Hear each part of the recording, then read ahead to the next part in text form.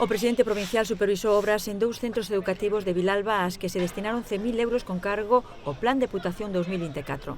José Tomé, que estivo acompañado pola alcaldesa vilalbesa Marta Rouco, visitou en primeiro lugar a Escola Infantil Municipal para comprobar o resultado das obras de instalación dun sistema de climatización e ventilación nas aulas da planta baixa do edificio. A intervención, que contou cun orzamento de algo máis de 54.000 euros, tamén incluiu a zona común de xogos e os despachos de Secretaría e Dirección. Segundo subliñou a rexedora, con esta mellora resólvese un problema recorrente de temperaturas elevadas no verán, garantindo así o benestar dos pequenos.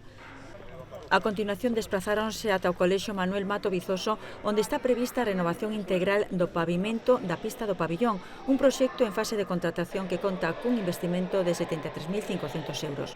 Esta actuación inclúe o nivelado do chan, a instalación dun novo pavimento deportivo de PVC e o marcado das liñas para diferentes disciplinas, atendendo ás normas federativas.